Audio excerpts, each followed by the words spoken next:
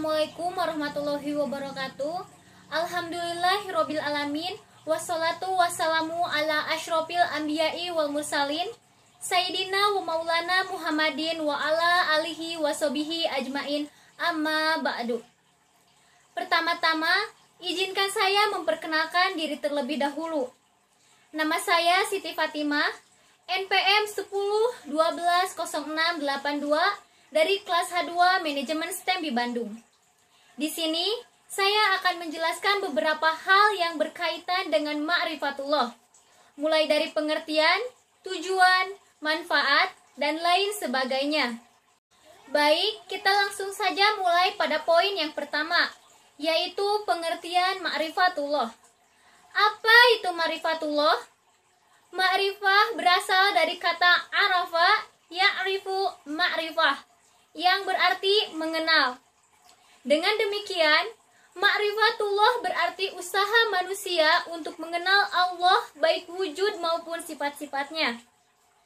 Menurut Imam Al-Ghazali, ma'rifat adalah pengetahuan yang tidak menerima keraguan terhadap zat dan sifat Allah Subhanahu wa taala. Ma'rifat terhadap zat Allah adalah mengetahui bahwa sesungguhnya Allah adalah wujud esa, tunggal dan sesuatu yang maha agung, mandiri dengan sendirinya dan tiada satupun yang menyerupainya. Sedangkan ma'rifat sifat adalah mengetahui dengan sesungguhnya Allah itu maha hidup, maha mengetahui, maha kuasa, maha mendengar, dan maha melihat dengan segala sifat-sifat kesempurnaannya. Allah Subhanahu wa ta'ala berfirman dalam Quran surat Muhammad ayat 19 yang artinya, maka ketahuilah bahwa tidak ada Tuhan yang patut disembah selain Allah, dan mohonlah ampunan atas dosamu dan atas dosa orang-orang mukmin, laki-laki dan perempuan. Dan Allah mengetahui tempat usaha dan tempat tinggal. Setelah mengetahui apa yang dimaksud dengan ma'rifatullah, di sini saya akan menjelaskan apa saja tujuan dan manfaat dari mempelajari ma'rifatullah. Adapun tujuan dari ma'rifatullah yaitu yang pertama, memahami bahwa jalan mengenal Allah adalah melalui ayat-ayatnya. Yang kedua, memahami pendekatan Islam dan non-Islam terhadap ayat-ayat Allah. Yang ketiga, mengikuti sifat mukmin dalam mengenal Allah dan menjauhi sikap orang-orang kafir.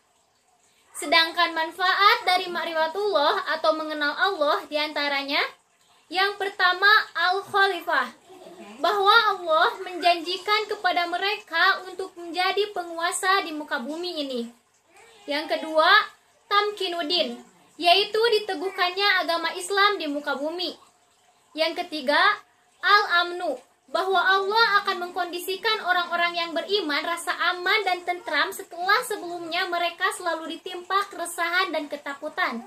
Yang keempat, al-barakat, bahwasannya Allah akan memberikan keberkahan yang melimpah. Yang kelima, al-hayatun toibah, Allah akan memberikan hambanya kehidupan yang baik. Yang terakhir adalah al-jannah, yang berarti surga. Selanjutnya adalah ciri-ciri dalam ma'rifatullah. Seseorang dianggap mengenal Allah jika ia telah mengenali, yang pertama adalah asma atau nama Allah, yang kedua sifat Allah, dan yang terakhir adalah af'al atau perbuatan Allah yang terlihat dalam ciptaan dan tersebar dalam kehidupan alam ini. Kemudian, dengan bekal pengetahuan itu, ia menunjukkan beberapa sikap. Yang pertama, sikap sidik, yaitu benar dalam bermuamalah dengan Allah. Yang kedua, ikhlas dalam niatan dan tujuan hidup, yakni hanya karena Allah Subhanahu wa taala.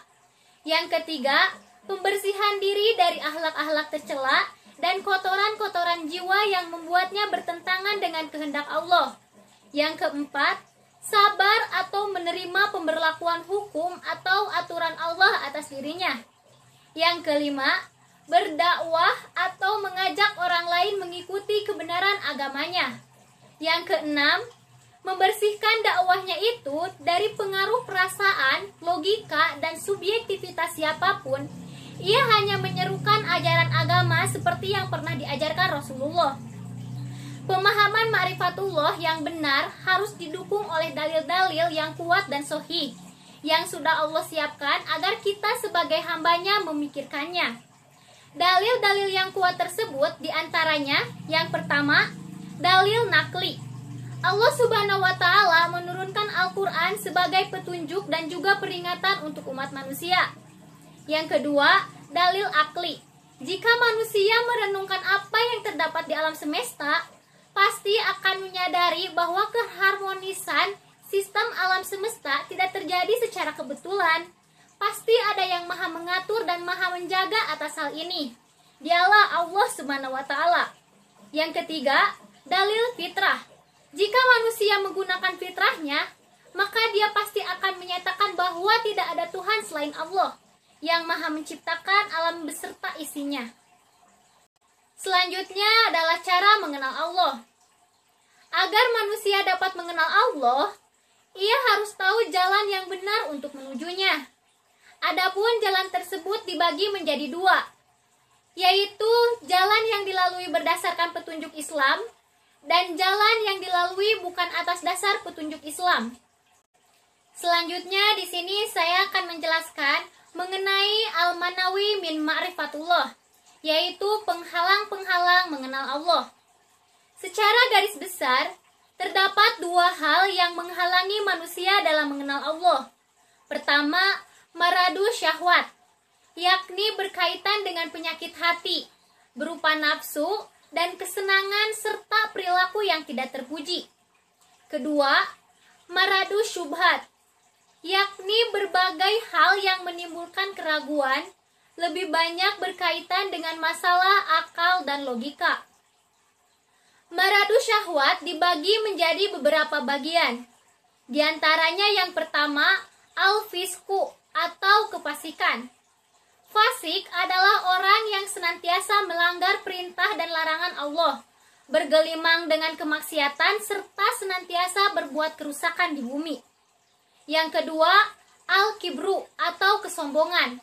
Kesombongan merupakan suatu sikap di mana hati seseorang ingkar dan selalu membantah terhadap ayat-ayat Allah Ta'ala. Yang ketiga, az-zulmu atau kezoliman. Mengenai sifat zolim ini, Allah Ta'ala berfirman dalam Quran Surat As-Sajdah ayat 22, yang artinya, dan siapakah yang lebih zolim daripada orang yang telah diperingatkan dengan ayat-ayat Tuhannya, kemudian ia berpaling daripadanya. Sesungguhnya kami akan memberikan pembalasan kepada orang-orang yang berdosa. Yang keempat, al-kizbu atau kedustaan. Kedustaan merupakan sikap bohong atau pura-pura dan pengingkaran terhadap ayat-ayat Allah Ta'ala.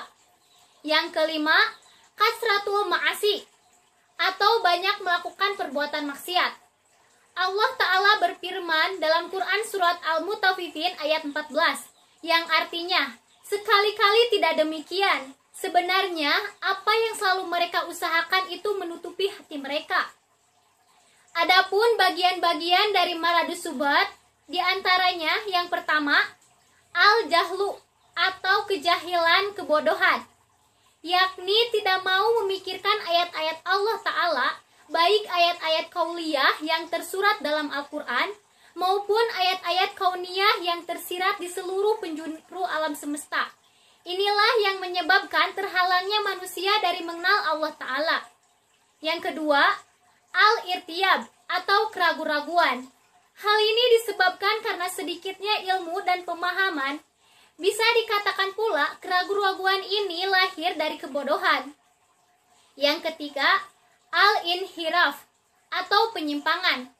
Manakala manusia tidak mau berpegang teguh kepada petunjuk Allah, tidak mau berkomitmen melaksanakan tuntunannya, bahkan mereka malah mengikuti hawa nafsu dan akal pikirannya, maka pada saat itulah hatinya akan keras membatu.